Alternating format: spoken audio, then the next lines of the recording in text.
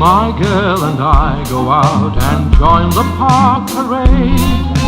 Arm in arm we stroll along, a happy man and maid. Hello and welcome to another episode on Battlefront podcast called Collecting War. Today with me I have a very special guest, a VIP guest.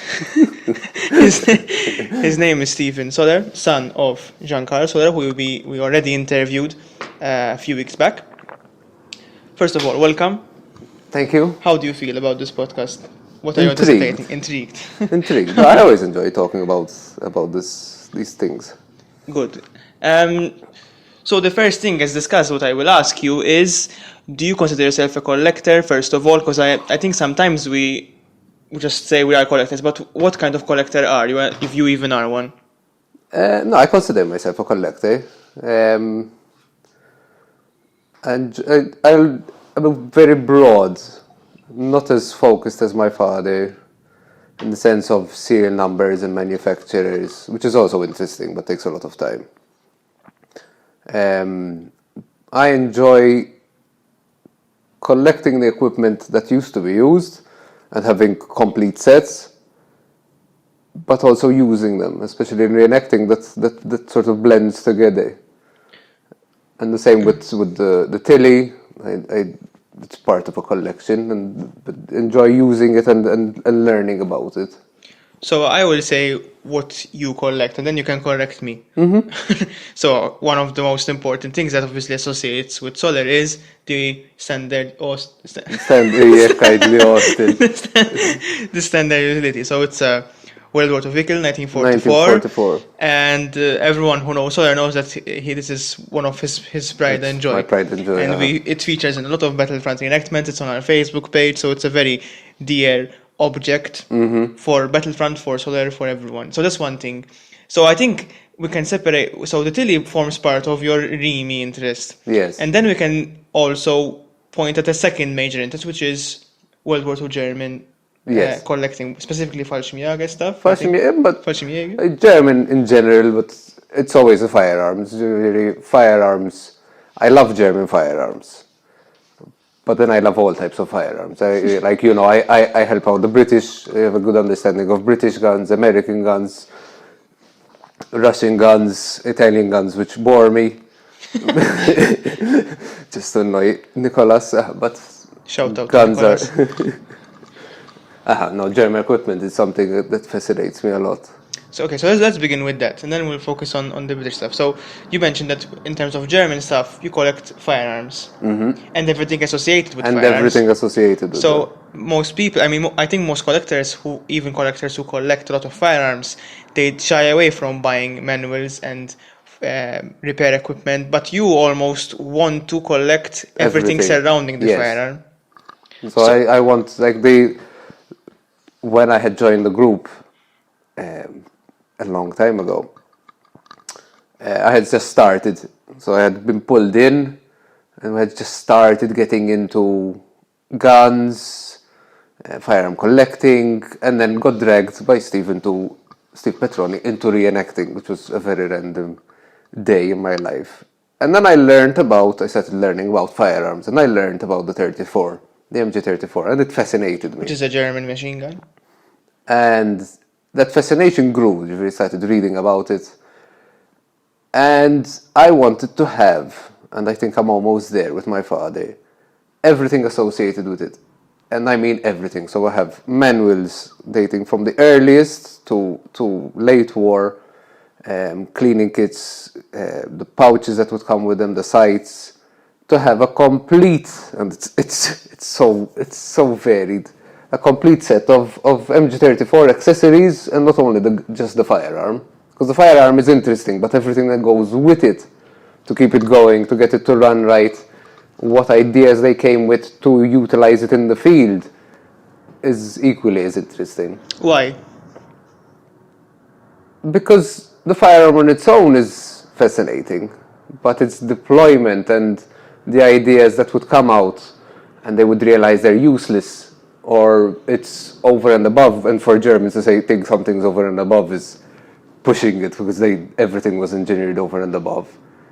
Trying to constantly make warfare efficient. That was their biggest goal, really, in warfare. They always took it to be efficiency.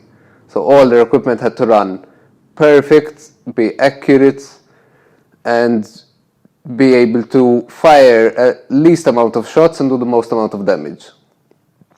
So for you, owning an MG34 and its equipment is all about that fascination of, can we say, strategic or engineering? So from which perspective mostly? From Both. So from The from engineering everything. is something So the I thought love. behind it is what The interests engineering you. is the main focus, and then what comes from it is looking at the engineering, but then also understanding field deployment, which is also very interesting.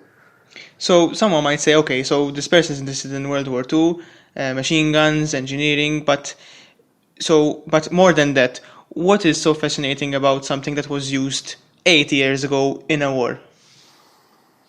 That's a good question. What fascinates me is how everyone did it differently. Every country had their own weird approach to situations. Let's take the MG. The Germans went with a very, very sturdy, very well machined, very tight tolerances, and very accurate machine gun. The British and then had the Vickers, and then they moved on to the Bren. The Bren, they didn't like it because it was too accurate, so they had to remove some accuracy because they wanted more spread. The Russians still had the Maxim and just kept on using the Maxim because they saw it as, if it works, keep it going. Americans varied, but they ended up with 1919, which was one of the popular ones, and then the 50 cal, which everyone took. The Italians We don't speak about it. going with not even the clip Japanese. feds. Japanese had an extremely weird way of. So everyone took an approach, and everyone's is different, and even how they apply them in the field was different. And I think that's important. Like the MG34 has, which I had found fascinating, has the dual trigger. So you have single fire and full automatic on top of each other. No switch, because you need to be able to switch between them. And then the main reason for it was that because the MG34 sounds very similar to a K98 going off. So you use that at first, so you confuse people thinking there's no 34, and then when they come closer and it's easier, then you deploy a fully automatic burst. And also having it single, you have more accuracy. I'm going to say something that you're going to possibly kill me for, but this is something your father said. So, what do I mean? For example, I think, if I remember correctly, your father said, I'm very interested in the thought put into these objects, how they are made, the amount of sort of thought that goes into Yes. making them, as you're saying, like double trigger. So someone approaching will think it's a rifle, not a machine gun. So the amount of thinking that goes into making these objects. So I think it's something you share with your father, along with your collection. Yes, and also the thoughts, the engineering that's put into each one, which are completely different. Especially if you look at Germans, there's just precision everywhere, and then later to the war they started to fall down. But then the British were consistently shit. No, it's not a bad thing in the sense they wanted to pump out, so they didn't go. Their tolerances were a bit wider. Then the Russians were just on another scale completely. Their guns rattle around like no tomorrow. The PPSH doesn't even seat the 9mm. It actually buckles when it's firing because it's not meant to work perfectly. It's meant to work, and that's important for them. Germans, no, it had to be perfect. Every rifle had to have a straight barrel coming out. The British had the same thing. But even with the 34, the testing that went into it was a big thing. When I first joined reenactment, I remember the two main, sort of the most experienced people were you and Martin. Yeah. And Martin took care of the British and you took care of the Germans. And I always sort of said, wow, these people really know a lot about reenactment and about the weapons, because you both were very into the whole system, how weapons work and stuff. What am I getting at? What I'm getting at is that something that always weirded me out, so interested me, was that you sort of had a very deep interest in firearms and everything, but World War II only, but maybe a bit of World War I. But I mean, couldn't someone say the engineering and the thought that went into objects applies to Civil War firearms and Yes, even of before? course. So why doesn't that pique your interest as much? I've never delved into them. It's a good question, and it's something even I've thought about. I enjoy flintlocks, for example, but I don't understand much about them. My big push into World War II was going into the group, being able to touch these things, and then wanting to own them, and then seeing photos, and then even more wanting to own the things you see on photos. Like with the MG34 book, went through the entire thing, saw every accessory, and they said I wanted them and made a list, and we went through that list.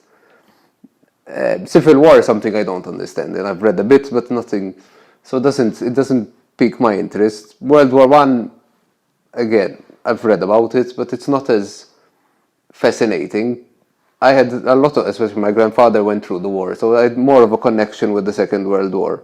So I think that's why I think it would be me going into Second World War. I had more of a it's a- connection.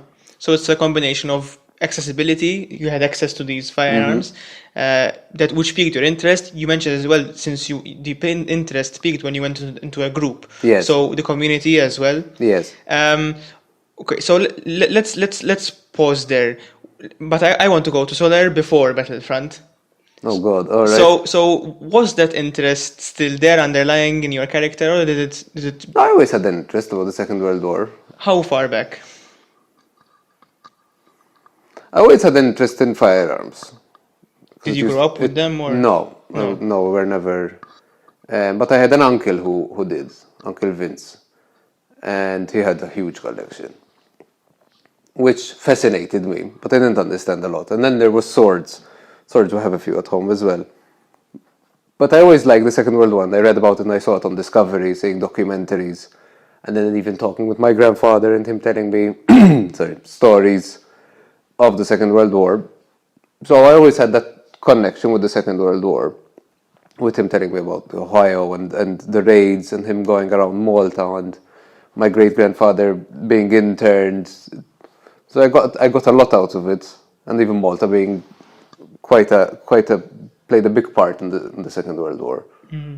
so that interest was there through your family, right? Because And then it just exploded and then you joined an reenactment group, and then it sort of by chance, completely by chance. so It Steve was- dragged you into it. It was so. This was when I had turned 18, and I told my father I wanted to.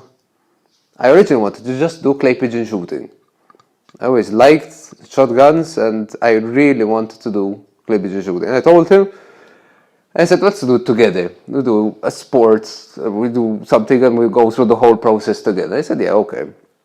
And we had met Steve, and he told us there's an auction, and at the buying or thinking about clay pigeon shooting, we went, and all of a sudden we see all these guns that we've seen in documentaries, on books, in video games. And they're there, you can buy them. And before we even had our license, we bid, and we had bought the C96, the Red 9, and the G43. The first two guns we ever bought. No shotguns. Then we were at the club doing our probation, because obviously we couldn't get the guns, they had to stay at Steve. And while we're doing the probation, one day Steve came up to me and told me, would you like to join a reenactment group? I said, what? Dun, He said, dun, dun. would you like to join a reenactment group? I said, I don't even know what that is. Even though when I was young I had seen probably Godwin Hampton, one of his reenactments. And he just dragged me into a room with all these people. I had no idea who they were. And I joined Battlefront. And when I was asked which side I want to join, I chose the Germans, because I always had a fascination with them. And it went from there. And then it was just Downhill. one thing. Downhill for yes, it just exploded. And that's interesting. I never had so much stuff in my life. No, it's true. If you see. go through my garage, if I were to split everything I own in a category of pre-1946 to post-1930 and move those away, I would have 3 garages empty. Because it's all, the majority of stuff, it went insane. eBay was never a good idea for me. I was also always under the impression that your family, when you mentioned your uncle, but I was under the impression that your father especially had been collecting guns for a long time. But No. now you're saying it's fair. You remember the first gun Yeah, you I bought. remember the first gun. And you weren't very young. You were like a teenager, I think. 18. You were a teenager, yes. So that's interesting. No, he just exploded. And obviously, because the legislation changed around that time as well, or a bit before in the 90s, I think, that you could actually own these type of firearms yes, because so it hasn't always that been was a like whole that. Steve. That was- that was so- his battle. It's worth mentioning it wasn't always like this. No, of course not. Before everyone could just have them or not have them. There wasn't any rules.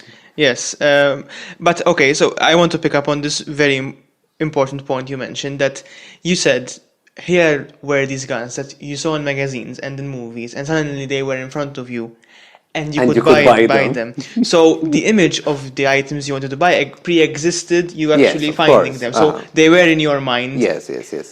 That it is does this still apply to the way you collect nowadays? You see, you research or you read about something. Now it's even worse. Or now you see it before you think Now about it's it. even worse. There are obscure things I see and I say, I know what that is. Where before, for example, if we're going the history of it, I could say, for example, I would see a picture of an MG34. If you give it to me, I'd say, okay, that's an MG34, and we stop there. Now, if I see a part, even a small, obscure part of a 34, I'll instantly realize that's a 34 part, or an obscure gun.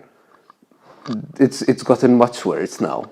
But still with the same process that Yes. you know what you want, sort of, or you can sort of even imagine things. Sort of, what do I mean? You say, okay, an MG34 should have this amount of parts, and I know that they even varied in this way or another. And then when you encounter them, you say, okay, well, that's this or that's Exactly. that. So it's still the same process. Sort of the image of what you want predates you actually finding it. Yes. And then When you you're actually- searching for something, but sometimes what happened now is that I'll be on eBay scrolling through something, and then you see something that you didn't even know you want, but you recognize it and you buy it. Like in Normandy when I bought the MG34 cover, which takes a sniper scope, which still Steve and I have no idea if it's wartime or not. It's so obscure. It's no one knows about it. Things you didn't know you want. This quote. So on this point. That there's a long list of items that But what? Oh, I'm sure, as every collector. the I think standard, does. for example. I didn't know I wanted that. Exactly. So at which point? Okay, because you mentioned that I know, for example, what I want from MG34. You even had a list. But at which point do you think you will have everything you want? That is a very good question. I've had this talk with a few collectors actually. When do you call it quits? Uh-huh. When do you say, you look at something and say, okay, it's done? And that's tough. Some collectors will say, for example, I want every major gun from every major country that participated in the Second World War, or every major power. And I know people who have fulfilled that.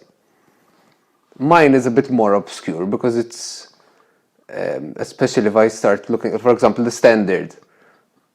I want to kit that out as Remy. That's never going to be finished because there's so much equipment that you're always going to be finding, and then you end up buying something else, and then you have to start that.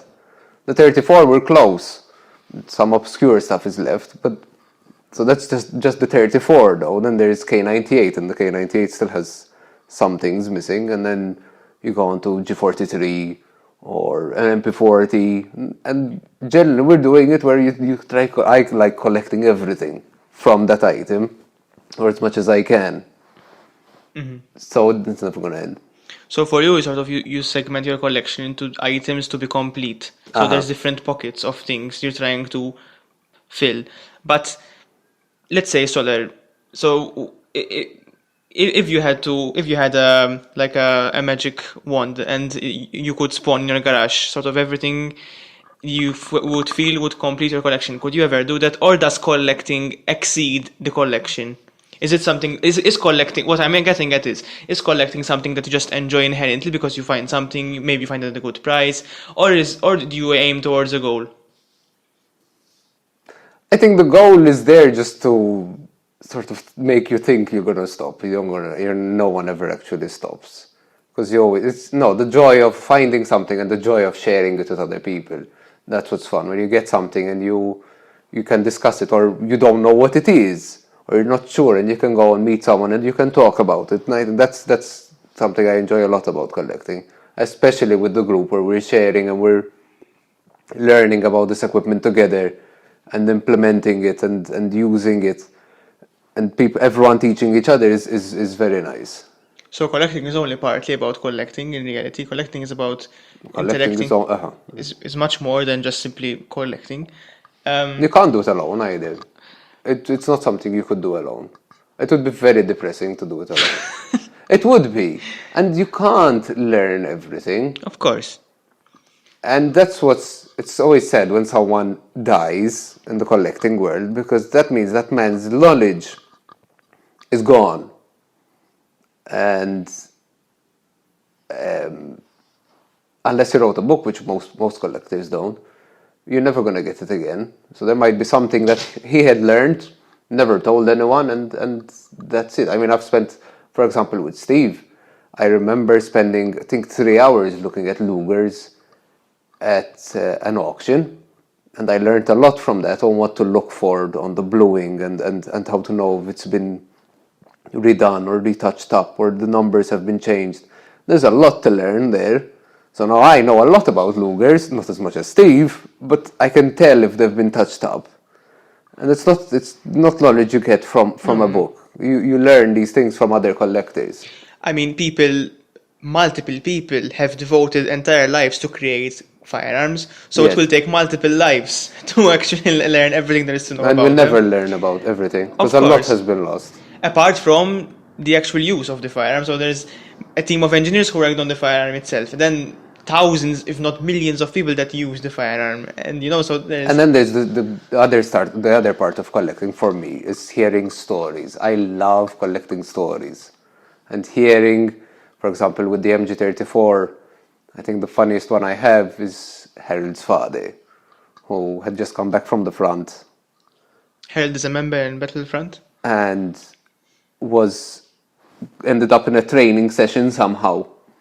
And one of the commanders told him to go and shoot at the trainees, and he was trying to convince him that he can't, he just came from the front, he has live ammo. And the commander yelled at him, and he went and he said, okay, lie down, and started firing live rounds at the trainees above their heads. And then they came yelling at him, what are you doing? You're shooting live ammo. I told you, I just came from the Eastern Front, what do you want me to do? These stories are always fascinating. And war has a lot of stories. And- Sad and also funny. Is this why you reenact? To try and live those stories? Reenact it's a different. To live those stories, yes, but also get into the mindset. Because like collecting, reenacting is keeping a story alive.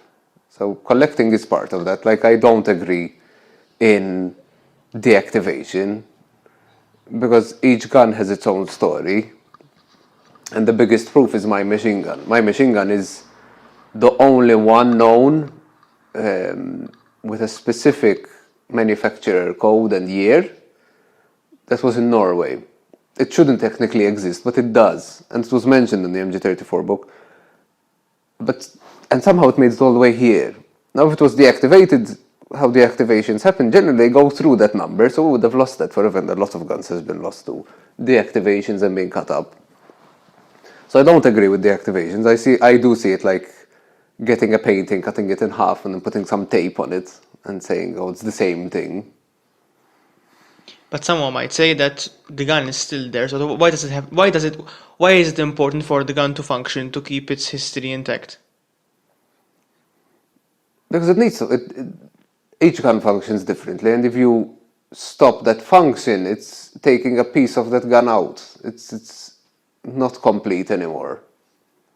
Not having it function, especially if you want to study how different guns work, and each one has beautiful mechanism. Everyone works slightly differently from each other.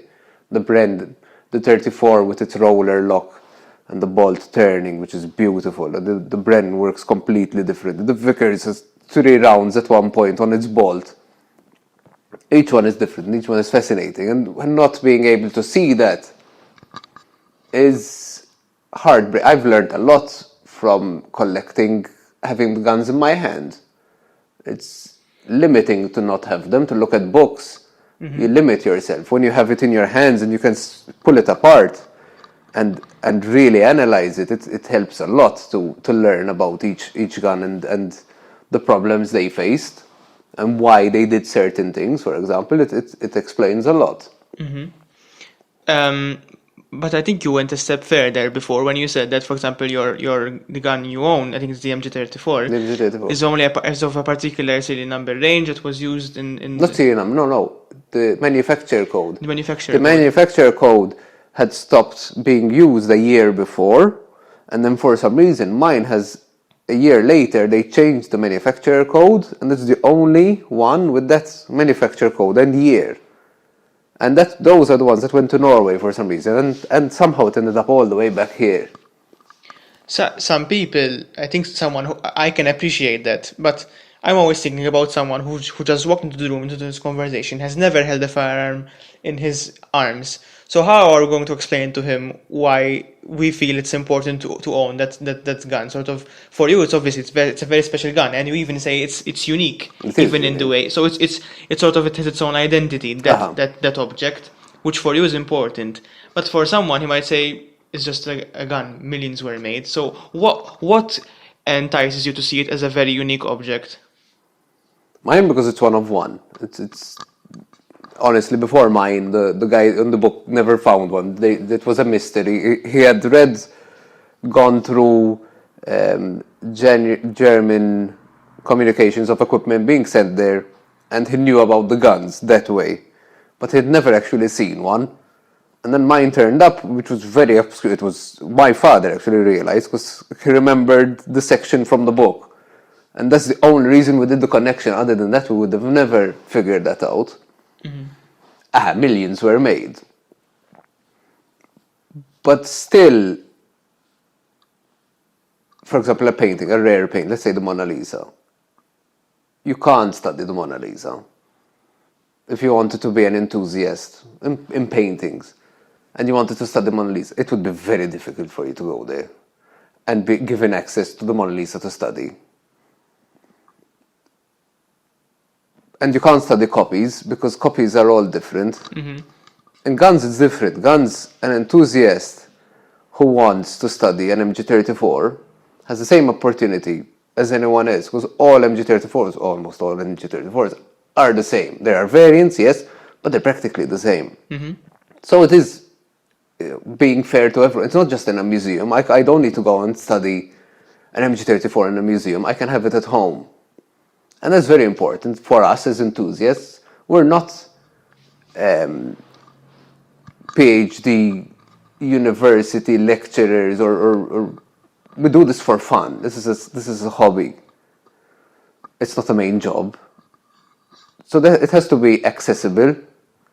Yes, some things are ridiculously expensive, and we're never going to have them. I mean, for us to be able to see 4 FG42s is mind-boggling, and it's nice to be able to experience that.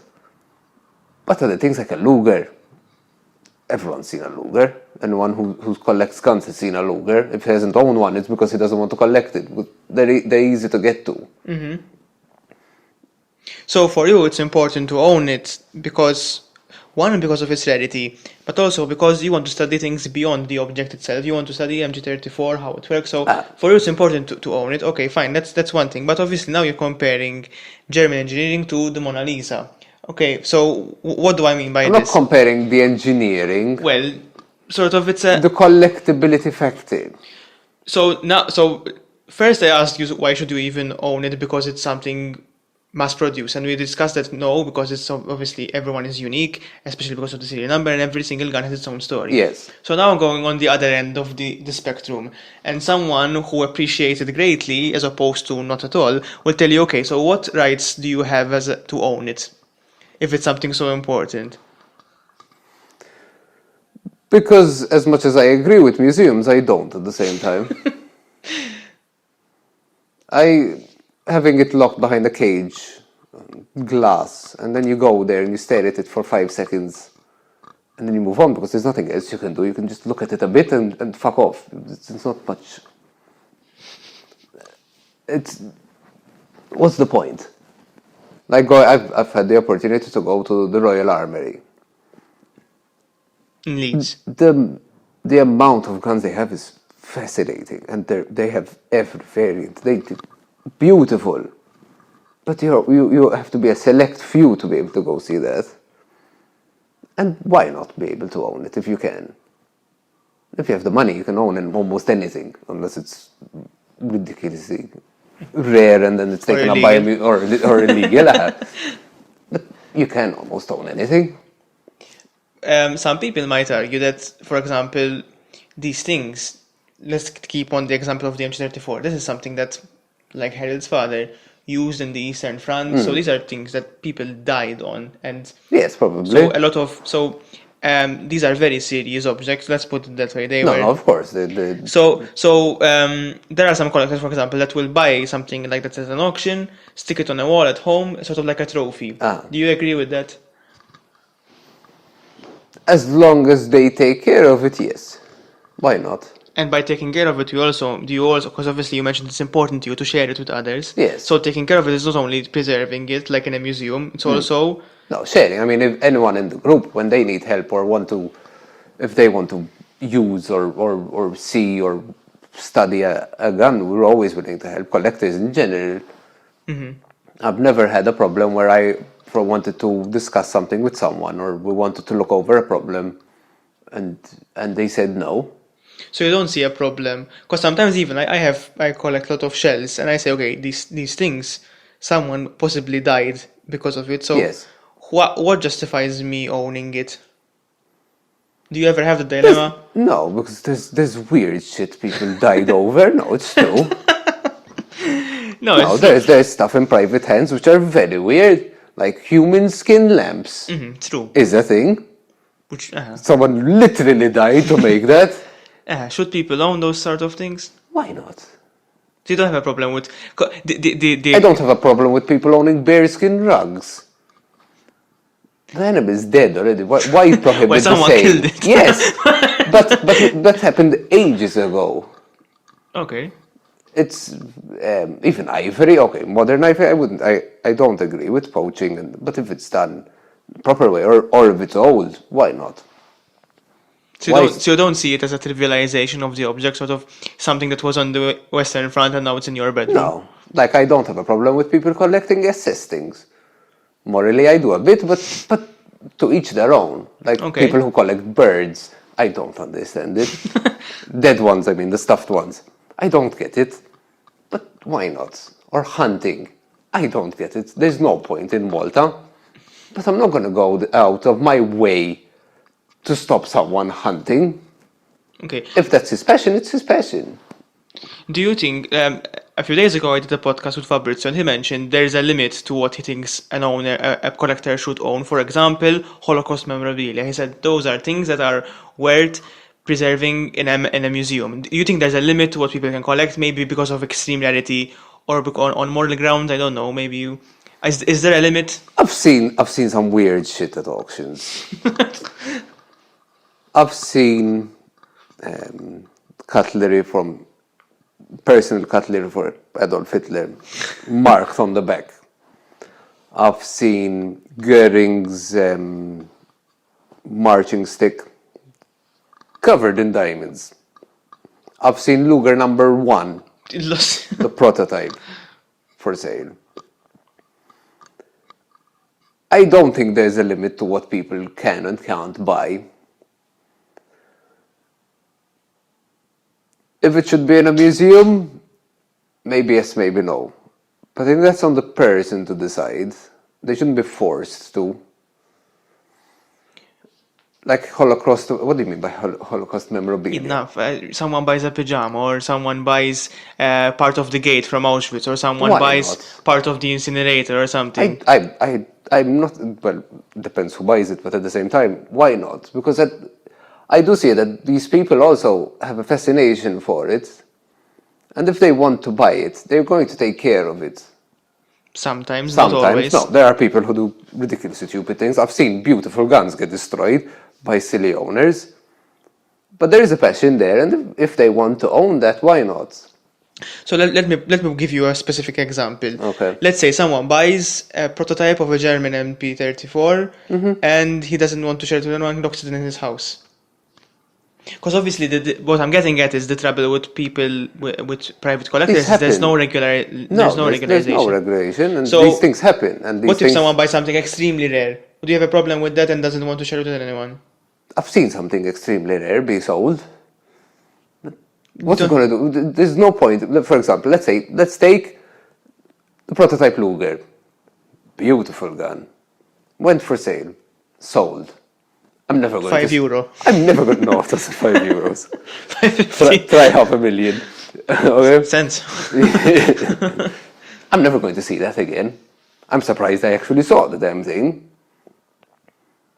I don't have a problem with that, because like I'm never going to see it again because I saw it once at an auction. If I go to a museum, it's the same situation. Unless I'm going to that museum regularly, I'm going to see it once. So for you, it's the same. For me, it's the same. Being in a museum or being in someone's collection is the same. Now, you said that person might not share. That's difficult. Let's take that MP43 or whatever you said. In the gun community, everyone knows everyone, or the large majority know everyone. The large chunk of people talk to each other.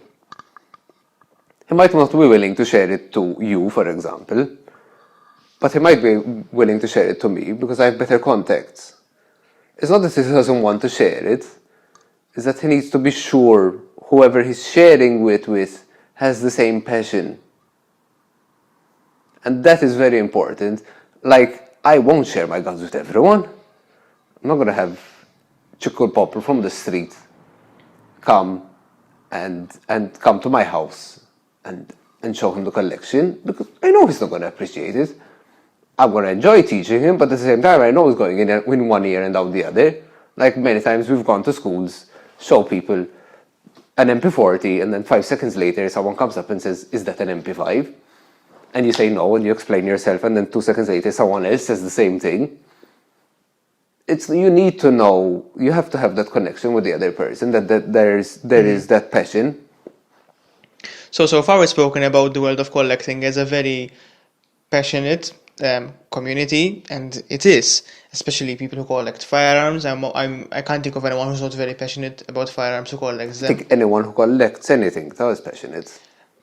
So now I'm going to, so that's one part of collecting, but there's also a lot of not fights, but sort of competition in the collecting world as well, no? There is, So there is the other end of collecting, which is, I think we have to it's not admit. really negative though. No, you think it's healthy competition? Why not?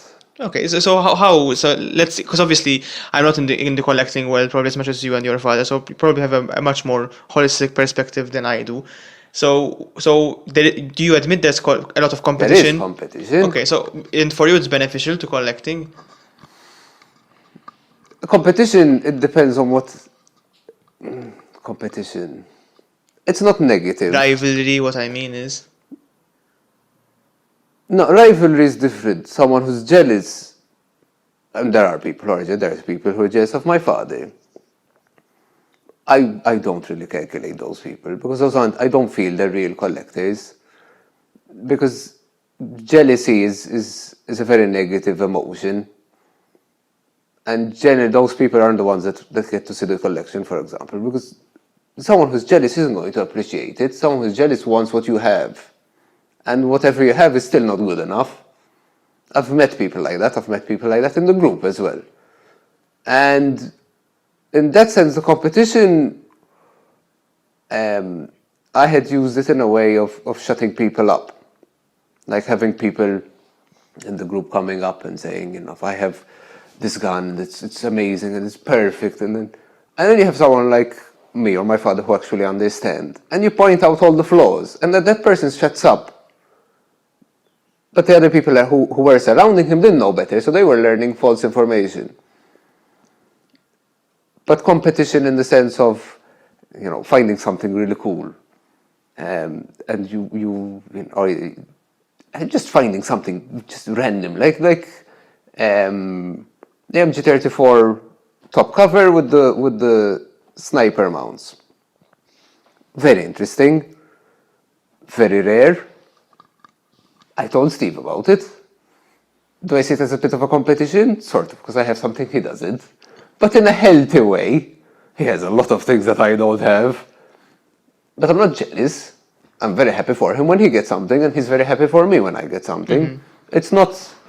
But you're admitting now that, one, there are collectors you mentioned that are fake because all they care about is owning something better than the next person. Yes. These people exist horrific people. in all fields of collecting. Yes. So it's not something unique to our world. But now you just admitted something else, that there is a percentage of us that collects with this sort of how do I put it? This healthy competition of owning things before other people do. It's like not a race. How do we put this? When it's something really rare and interesting, I don't know how to explain. It's not. I'm not trying to show off. No. But it's cool that you found it. It's very cool as well, not just to know about it, but to own it as well. That's two parts. Because sometimes even just going to someone else's collection and telling him, listen, you know what this is, and he doesn't know, and you get to teach him. Yes. It's very interesting because you share information, Exactly. but it's also sort of like, I know something you don't, a bit something. Sometimes I feel, especially collectors, in a healthy way. It depends on the collector. Yes. I go about that. It always depends on the collector. If he's like with reenacting, with the guys, especially when you were all new, not a lot of you didn't know much. I didn't know the difference between like a 98 and an Enfield when I first joined. So I'm not going to have that era of I know more than you. There's no fucking point. No. I want you to learn as much as me or pass me. Especially to keep this going, that's what you have to do. You can't scare people away. Of course. But then there are moments where you meet assholes, and then it's just fun. When you meet those collectors who aren't really collectors, just buy something just to say that they have it. And you can put them in their place because they don't even know what they have. So what you're saying is there's two types of competition, not competition, but like when you meet a collector that you know isn't really interested in his stuff, it's sort of like you're trying to show him that, listen, you're not a real collector, like, but then this... It depends if his pump is about it. But then, obviously, when we're talking about a healthy competition, we're talking about serious collectors that focus a lot sort of on German stuff, and then it gets sort of, for example, a fun exchange. For example, my father buying a gun, and then turns out that his is a lower serial number than Steve's by a few. It's just funny. It's funny. It's a nice competition, but it's funny. At that level, they both appreciate the things they buy. Like Steve and my father each have a brother-sister pair of machine guns from a Spitfire. They have sequential serial numbers. Mm-hmm. Beautiful to have. Of course. And both appreciate them. And then you have beautiful parts of collecting. I think one of the nicest stories I have from collecting is in the garage we have a Lanchester. I have a photo of me holding that Lanchester when I was 7. When my uncle Vince died, we didn't know his family sold off the collection. Never got told, so we never had an opportunity to buy anything.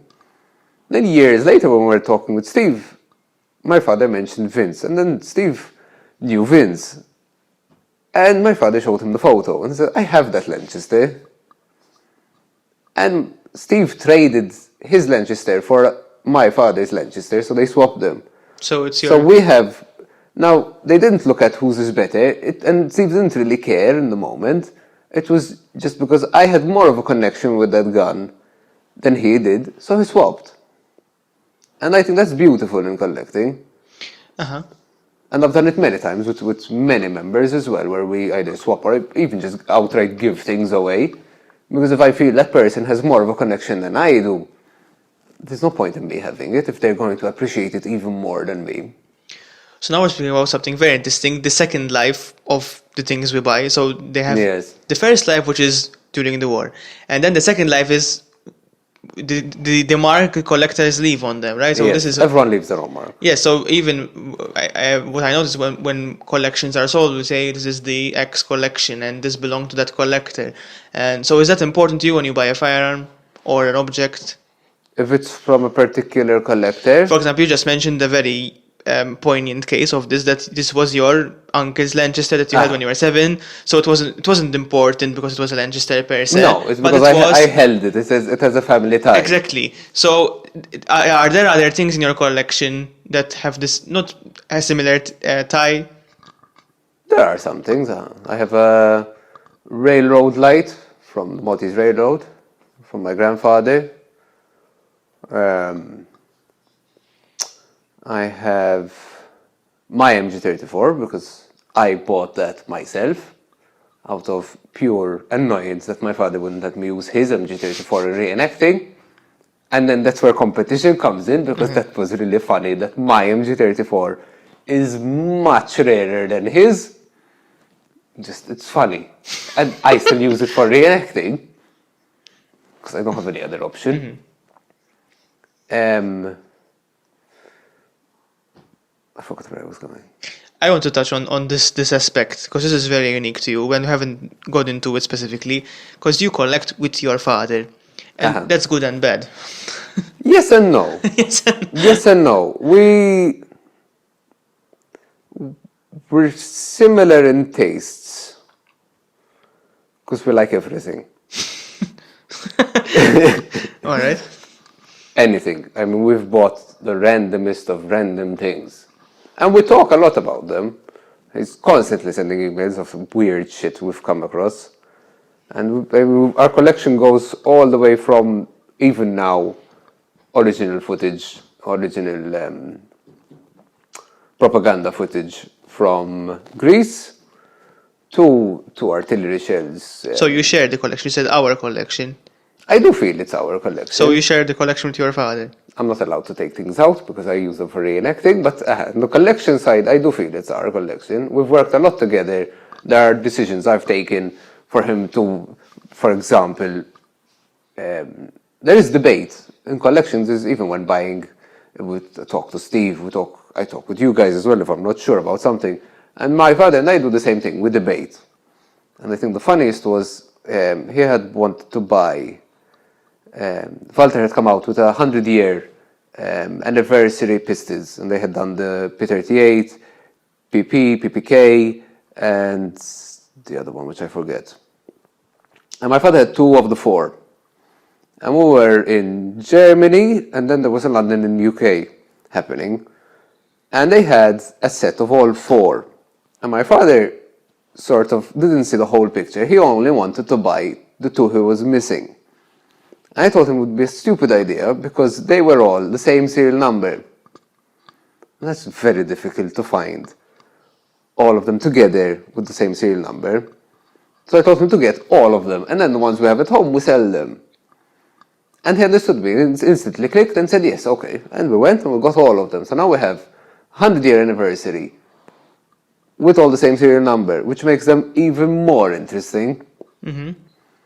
So we do discuss, and then there'll be things I want, and he says, no, we don't really need to. Like, I really think we need that MG42.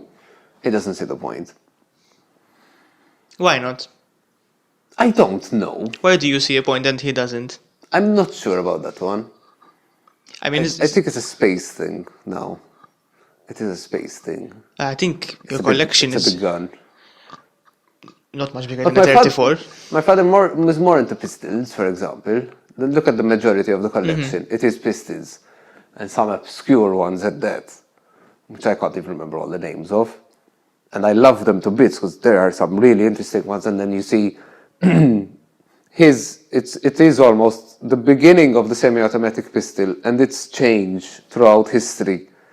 And it's beautiful seeing that change going all the way from the Borchardt and then moving through history and seeing that change in pistol and the different pistols each side used and why. I like the bigger stuff, kind of like for artillery, for example, like the 88 fascinates me. So we don't agree on things like that, because I would want an 88, he doesn't, but at the same time space is an issue. And then he has shells, which I don't understand. He's fascinated by them. I don't get it. But that's his thing, and I appreciate it, and I appreciate when he walks me through it. And there are stuff that I really appreciate more because I understand them a bit more. But there are some shells which are so obscure I can't remember. And then there is obviously, he moved on to cases, he moved on to grenades. And then I had found him a glass mine because he didn't even know they existed. And then we found one. So it's always a back and forth. Like the MG34 collection. The MG34 collection was all me. So he did buy things that he came across, but I found most of them, so I would be on eBay, and I'd come across this, I'd show it to him and say, listen, we don't have this, okay, let's go for it. And there's always a back and forth. So I'm going to ask you something, you might not be able to answer me, but you mentioned, of course, that, for example, your father collects artillery shells. You don't understand it. Obviously, he doesn't understand some things you are interested in.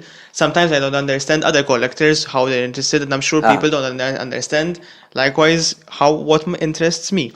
So what do you think, is there something in collectors' character or something that is expressed in what they're eventually interested in? So, for example, does the fact that someone collects strictly artillery reflect something about him, or maybe something in his family who has a person in RMA and that's reflected in what he collects? I think everyone's different. Like I love the engineering, so I get fascinated by almost any gun. But the more intricate it is, the more it fascinates me. Like the Luger fascinates me as a pistol because it's so weird and beautiful to make that I find it fascinating. Some people don't. Some people think it's ugly. Like Steve going with collecting almost every variant of K98. I personally don't see the point, but I appreciate it when I've been over and he explains them. I appreciate it and I see it, but I wouldn't do that. Mm-hmm. So everyone has their own weird niche that they go into. Every collector has that weird path they go. So this fascination with the engineering part of things, obviously, because let's say you're studying engineering as well. Yeah. So so is this why then you shifted on to REME? REME was an accident. 1 second, pause. REME is Royal Electrical Mechanical Engineers. So they are the engineering corps, let's say, of the British Army after started in 1942. Late 1942 all the way until the end of the war and even after. So it was an accident, you said? It was an accident. It was, honest to God, an accident. I remember, with Battlefront, I'm mostly on the Germans. I never have a lot of time to play around with the British. So everything I know about the British comes from Martin. So I always focus on the Germans, because especially with the group, that's where I need to know most of my knowledge. At events, at questions, whatever. When people ask me questions, they're not going to ask me about the British, they're going to go to you. And we had decided to go to Normandy, and we were debating what color to paint the car. Not the color, sorry, the signs on it, what we're going to make it. And Martin brought up REME. And it just always, when you discover something, and it just sends you on that weird path. And collecting is always that. It's all these weird roads that you end up taking complete tangents sometimes. And REME was one of them. When you have two of something, it's a different path. That's how when you have something and then you have something else, then you or even if you have a set of photos or some information, and it just diverts. And it pushes you off completely. And that's what happened with REME. It started slow, so then Martin explained to me what REME was and how they came about. and we painted the car and put Remy on it, went to Normandy. And then I met, and this was really concrete, and then I met two, not wartime, but ex-Remy soldiers. And I heard their stories, that they know about the war as well. And it just fascinated me. That I think a lot like them, because I'm also an engineer, so I do think similar. And it just continued to sort of push me down that road of researching Remy and looking up things and learning how they work. And the more I researched, the more I enjoyed it. And like with the Germans, actually, I had always been interested about the weapons master, the man who takes care of all the guns. The British as well, but then when I found Remy, it was just perfect. So now you just mentioned that when you met people from Remy, you realized that how much you related to their stories, sort of. So do you think maybe it was an unconscious sort of attraction to Remy? Then you finally became conscious of why you were interested in. So it was an unconscious sort of attraction because you felt like you were very like the people who were in Remy, and then you sort of figured it out. Yes. So does this apply to other areas of collecting? We unconsciously are attracted to certain things. Then we find out eventually why we were so interested in that stuff. So, for example, maybe someone is fascinated with. I think this applies to every person who collects things related to war, grenades and shrapnel and guns. People are interested in death. I think not, yes, people are even if they don't yes. consciously realize it, but this fascination of an object that kills, I think there is at least partly a fascination with that. I don't find the fascination in the death part. I find the fascination in the engineering part. All the time and effort put in to create an item that is trying to be as efficient as possible to create the most amount of damage, like grenades, different shapes, different experiments that they did to try and find the best hand grenade. And I honestly think that the British had a hell of a good hand grenade. The German was just weird to carry. Everyone tried different things, artillery, planes, and that's just fascinating. That's what I really love the engineering behind them. So Remy is a good fit because Remy is a perfect fit for me. And being able to, especially, I found it hilarious that they didn't have anything. The British before Remy didn't have a dedicated section to repair. Well, it was scattered across the different corps. So but if you are your driver, you're responsible for your Yes. vehicle. You have to repair it. If you have no mechanical bone in your body, that's your fucking problem. And where Remy made a huge difference, and that was seen in the Battle of El Alamein when they refurbished everything, and now all of a sudden all their equipment was not like new, which gave them a good fighting edge to the Germans. Because then it took away all the responsibility of fixing things from the individual corps, and And there was having dedicated. everything ready to go, and knowing that it's ready to go, and being being repaired in a way by people who understand it more, so it can work better. So something I'm noticing across collectors is, as you just said, everyone has his own interests on what motivates him to collect, and this motivation reflects in the way people display the items in their home. So, for example, someone who's interested more in the social aspects of war, the way he will display the items, it will be sort of more humane. So you have the helmet and you have the picture of the soldier, and it's like its own dedicated space. Someone who's interested in perhaps the engineering part, which your collection clearly is, it would sort of put them either as cutaways or next to each other as examples. love So you cutaways, yes. and some people hate them because they feel like it disgraces the object or because you're destroying history. But it depends. The cutaways, we buy our cutaways done by the factory, like the Enfield in my I father's see. office. That's a factory cutaway. That's a cutout designed to be able to teach soldiers how it works. I see. So It's meant to be that way. Yes, I agree. I hate cutaways when they're made, when you get a perfectly good gun and then you cut it up to bits. But when it's factory, it's beautiful. factory is different. I didn't know that you actually had things that were actually meant to be cutaways. No, they have to be. So my question is, does the fact that you're interested in engineering reflect the way you display the items? I think No. it does. No, it doesn't. The way we display our items are whatever is allowed by my mother. So it's purely practical. No, it's purely fear of God. Can you If it was elaborate? if it was up to me, I would have an entire room dedicated. But how will you display them? Like they are now next to each other? No, I would.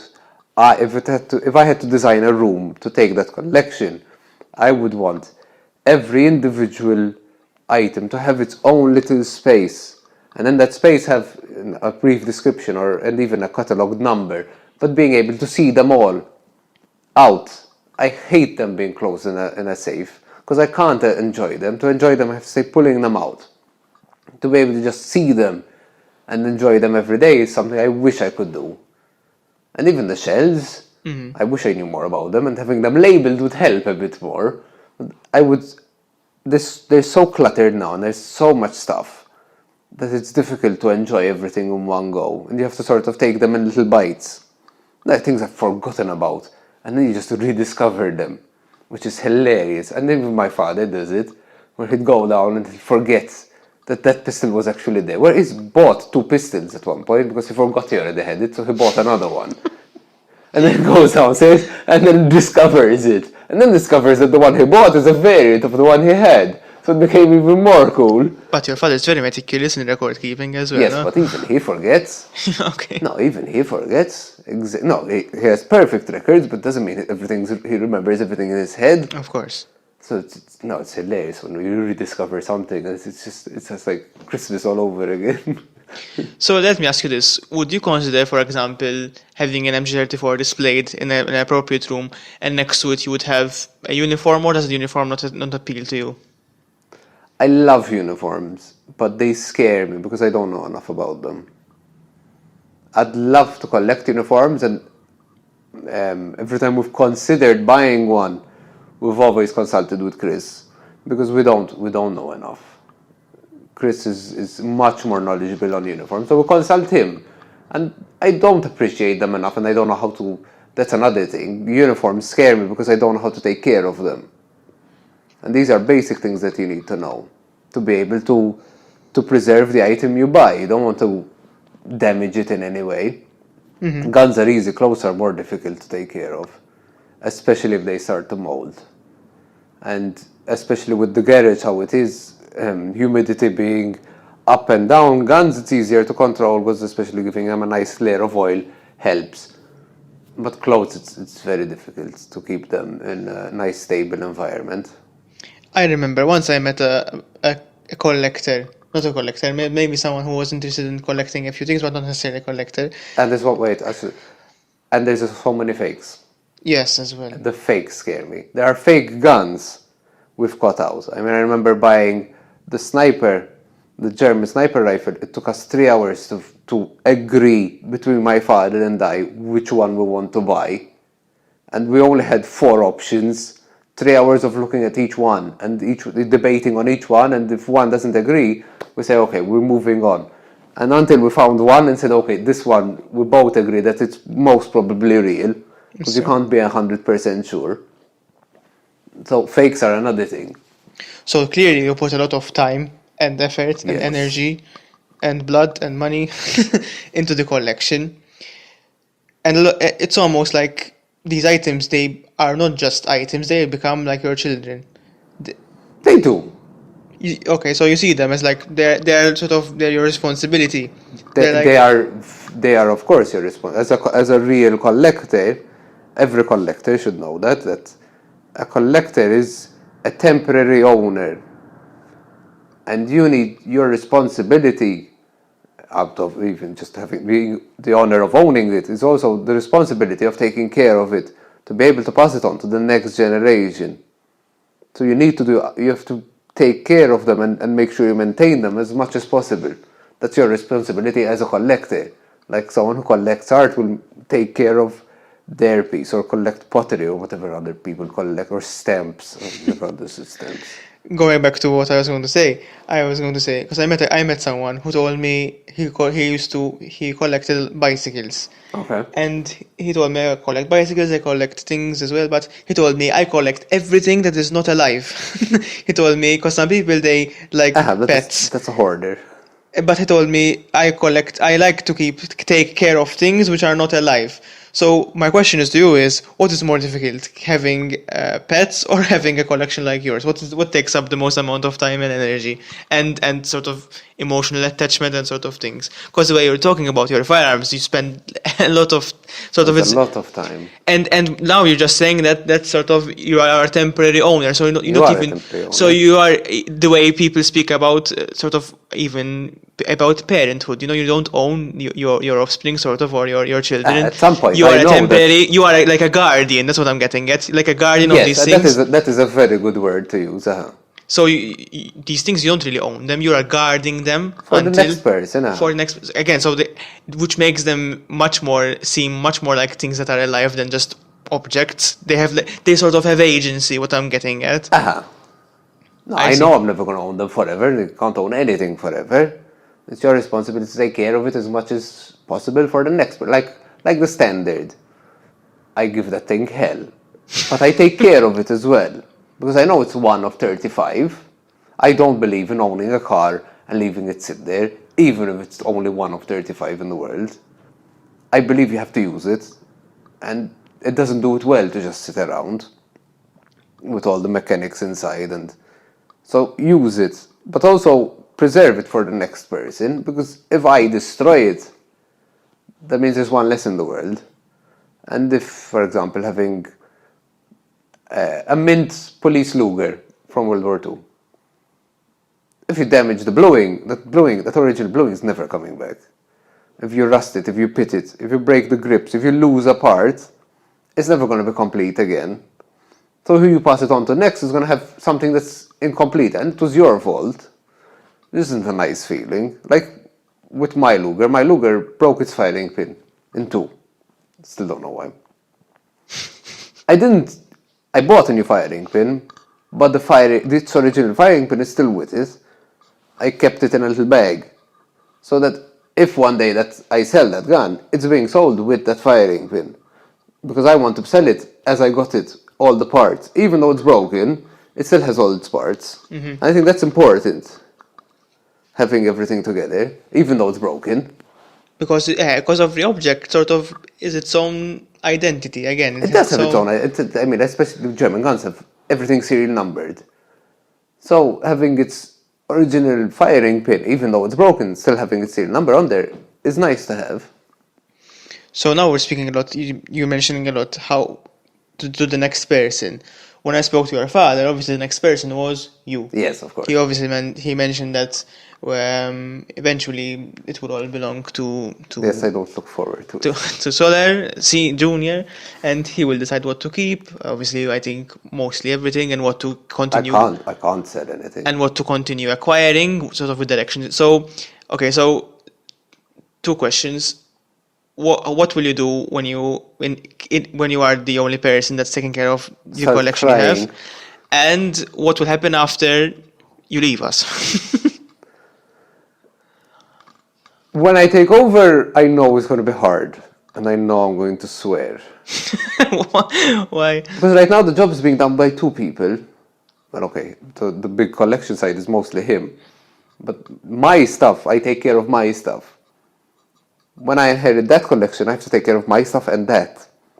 And the main collection is the more important one, the one that needs the most care. The enacting stuff, I know is going to get damaged, I know is going to be used, but that's its purpose, to be able to show people how things were used. So it's inevitable to get them damaged. The main collection needs to remain perfect. How we bought things, they have to stay that way, and they can't change they can't change state, they can't rust, they can't change their blue, whatever. And that takes a lot of work to do. Making sure the humidity is right, making sure there's no mold, making sure they're oiled, keeping the mechanisms moving. It's hard. And I don't think I could sell anything, even though maybe I would want to, because I don't see the point in some guns. I don't think I could, because then I don't feel it's complete anymore, and then I want to buy them again. I see. And obviously there would be the attachment that they And belonged. the my fathers. Of course. So there's a second history of them as well. Like the shells. I don't really like the shells. I wouldn't sell them. Because he worked a lot. He found them interesting and wanted to collect them. So I don't see why I should sell them. Well, we're insane that way, huh? So then what the That's next the question. person? The next person, I don't know. But the next person means either I have to have kids, or I You live have forever. or live forever, or the more realistic, probably for now, so I don't know what life has in store for me, is that my sister has kids. I'll sort of convince them to become collectors. Are they interested in this stuff? My sister doesn't have kids. so Okay, in the future. So in the future. So it's a very Yes. big No, gamble. I have thought about it. So what to do after? And it is a big question. But those are the options. It's either living forever, But you don't consider selling ever. unless something really bad happens. No, unless the only reason I would sell, and it probably would break my heart. But if I can't take care of them, then I have to sell. There's no other option.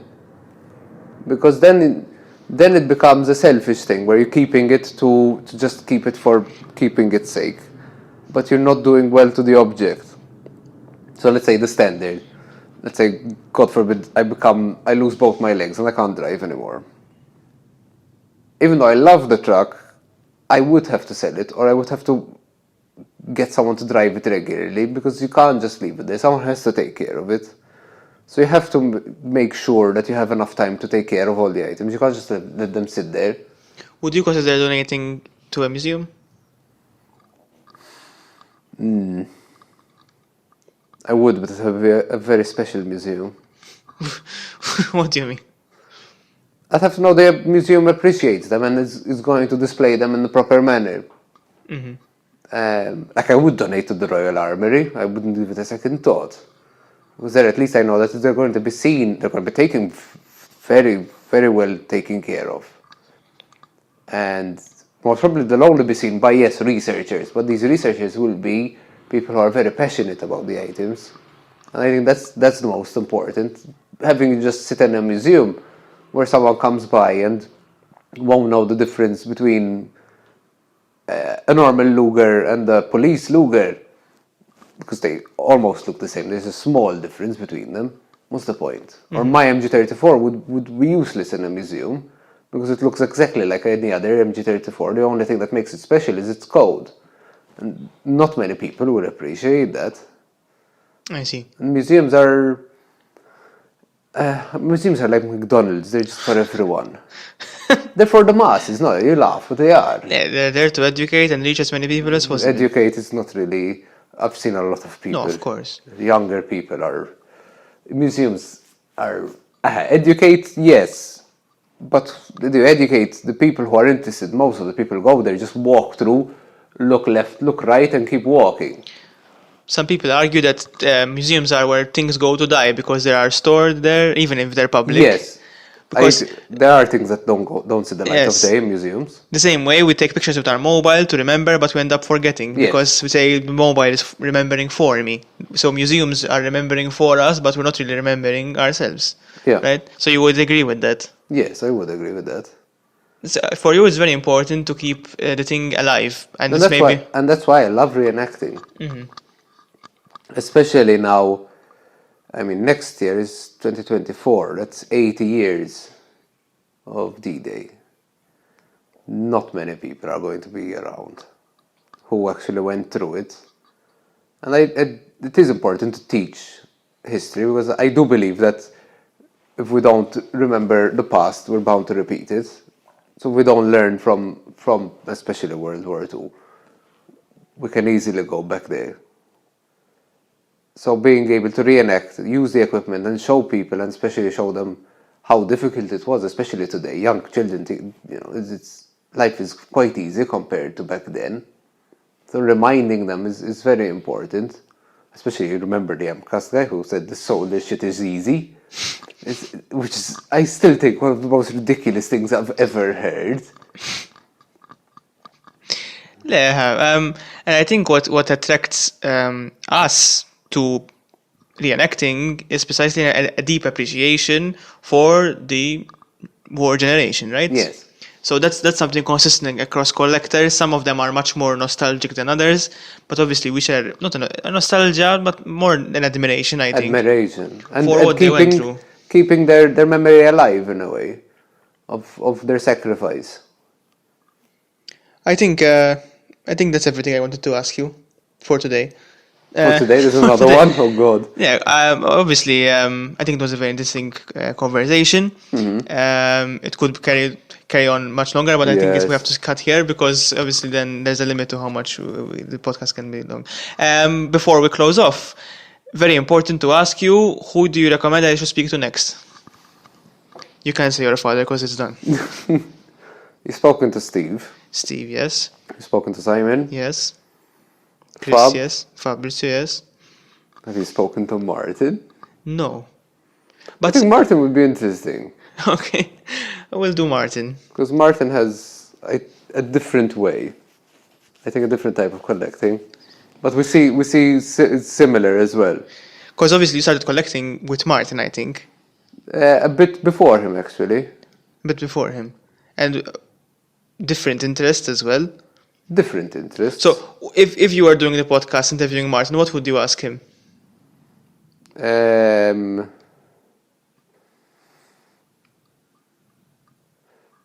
I don't know what I'd ask him because I know most things about him. Yeah, I had the same problem with Fabrizio because obviously I spent A lot of time with him. Yes, but if you had to ask him one question, or is there nothing you wanted to ask him?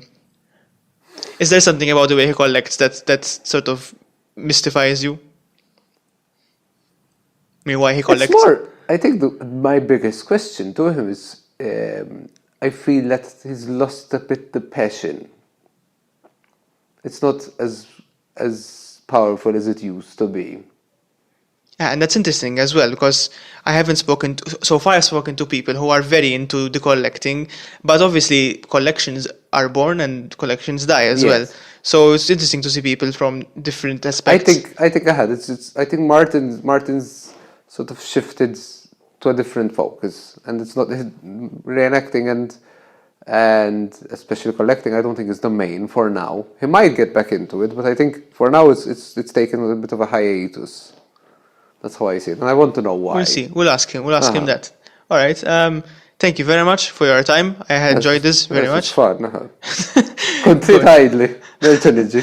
Good. And I wish you luck on solving the conundrums of your collection. There are many. All right. Thank you for listening. We'll see you at the next one. When my girl and I go out and join the park parade, arm in arm we stroll along, a happy man and maid.